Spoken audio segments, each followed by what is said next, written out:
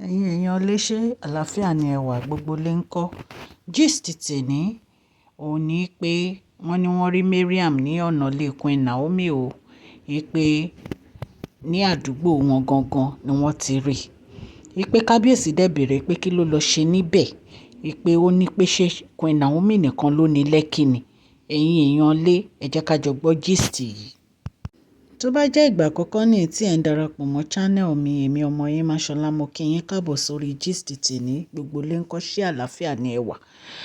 Yorùbá ni mo máa ń sọ lórí channel mi, mo máa ń sọ̀rọ̀ nípa celebrity gist, royal gist, politics àti gbogbo nǹkan tó ń ṣẹlẹ̀ ní agbègbè orílẹ̀-èdè bàbá wa ní ilẹ̀ Nàìjíríà. Ẹ̀yin èèyàn lé tẹ́ bá ti subscribe o, ẹ tẹ notification bell yín kẹ́ ẹ subscribe so that tá bá ti post any gist ẹ máa rí.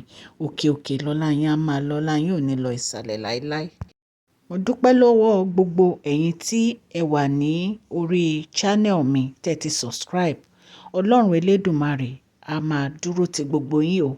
Gbogbo bẹ́ẹ̀ ṣe ń nífẹ̀ẹ́ channel mi, Ọlọ́run á nífẹ̀ẹ́ yín náà. Wọ́n ní kábíyèsí béèrè pé kí ló lọ ṣe ní ọ̀nà ilé Queen Naomi. Wọ́n ní ó ní pé ṣé Queen Naomi ni ó ní Lekki ni, pé ibi tó bá wù ú ló ń lè lọ. Ẹ̀yin èèyàn lé, wọ́n ní kábíyèsí ń wò ó pé irú ìgbésẹ̀ wo ni wọ́n tún fẹ́ gbé báyìí. Ẹ̀yin èèyàn lé, ẹ mọ̀ pé time tí àwọn ọmọ léèwé ń wọlé ní Tadéníkáwò ní láti lọ sí school. Wọ́n ní wọ́n ní ìtorí ẹ̀ ní kábíyèsí fi bẹ̀rẹ̀ sí béèrè lọ́wọ́ ẹ̀ pé kí ló lọ ṣe ní Lekki, nítorí pé wọ́n mọ̀ pé Tadéníkáwò ó ti padà sí Èkó ní Lekki.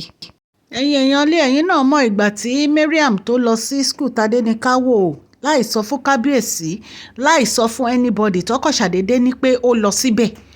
Ẹ dẹ̀ mọ̀ pé kábíyèsí wọ́n ń try láti protect Tadéníkáwò nítorí pé gbogbo àwọn nǹkan tí wọ́n ń ṣẹlẹ̀ yìí. Ṣé ẹ mọ̀ pé bí wọ́n ṣe ní ó rán driver náà lọ sí ilé Queen Naomi nìyẹn pé kó máa ṣọ́ wọn, kó máa ṣọ́ driver ń tẹ̀lé kábíyèsí pé kó máa ṣọ́ kábíyèsí tí ó fi mọ ibi tí Queen Naomi ń gbé ní Lekki.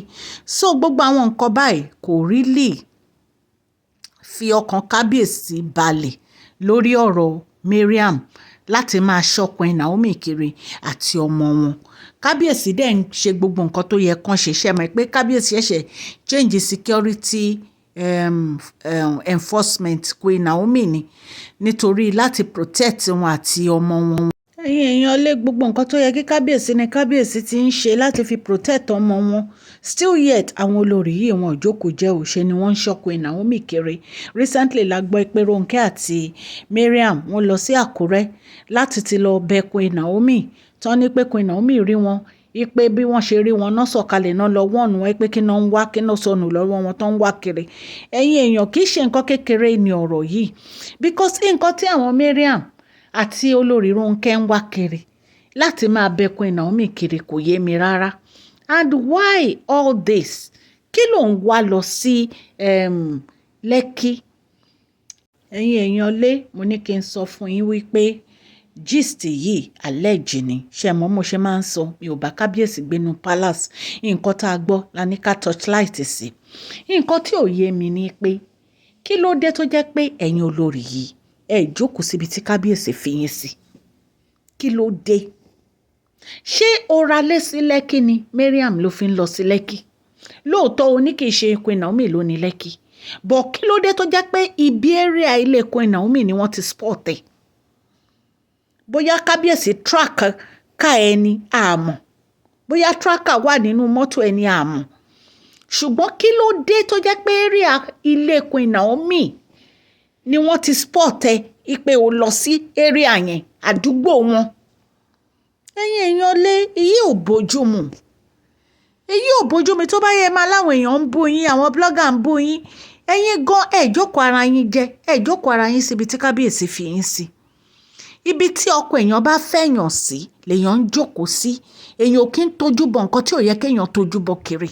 Téèyàn bá ti ń tojú bọ nǹkan tí ò yẹ kéèyàn tojú bọ kiri, èèyàn á máa gbọ́ wòtòwòtò. Ẹ jókòó síbi tọkọ yín bá fẹ́ yín sí. Tí ẹ bá kọjá àyè yín, tí ẹ fìràn, kò sẹ́ni tó máa sọ̀rọ̀ sí yín. Tó bá yẹ pé bí kábíyèsí ṣe ní kó lọ ra lé yẹn, bóyá àwọn náà ti ra lé, tó bá yẹ pé kò ló fẹ́ ra lé sí, lọ ra lé sẹ́kọ̀ọ́ kó dẹ̀ jókòó sáàyè ẹ. ó gbé dání náà. So kí wá ní wàhálà tó ń bá kiri? Ìwọ náà ló ń jẹ́ káwọn èèyàn máa sọ̀rọ̀ sí ẹ ìgbà tó ní jókòó jẹ́. Kí ló tún wá lọ sí area ilé Queen Naomi? Kí ló ń wá? Ìgbà tí mo tún gbọ́ gist yìí, I was like, kí ló ń ṣẹlẹ̀ gan-an? Kí ló ń ṣe Mariam tó ń rìn kiri báyìí? Tó bá rí nǹkan ṣe tó busy, wá nǹkan tó máa ṣe náà. Bóyá kó máa lọ sí Dubai, kó máa lọ rajà. Make yourself busy. Bóyá tó kàn ń yọ ṣoṣoṣoṣo kiri ilé Queen Naomi lẹ́nìí, Àkúrẹ́ lọ́la. Kí ló dé? Kí ló ń wá kiri? Ẹ̀yin èèyàn lé. Ọlọ́run á wà pẹ̀lú Kabiyesi o lórí ọ̀rọ̀ àwọn olórí yìí, because ẹjọ́ wípé wọ́n ń lọ kiri náà lọ́ṣà máa ń rò all the time. Bí wọ́n lọ sákúrẹ́, wọ́n á lọ sékòó. Bí wọ́n lọ sékòó, wọ́n á lọ sí ibòmíì. Kí ni problem? Kí ni problem? Kí ló sọnù lọ́wọ́ yín? Ọlọ́run á wà pẹ̀lú Queen Naomi. Ààbò Ọlọ́run á dájú lórí ẹ̀yin àtọmọ yín o. Ní agbára Ọlọ́run. Bá ṣe gbọ́ gist ní ká mú wá. Ọlọ́run Elédùmarè á wà pẹ̀lú gbogbo etí tó ń gbọ́ mi o.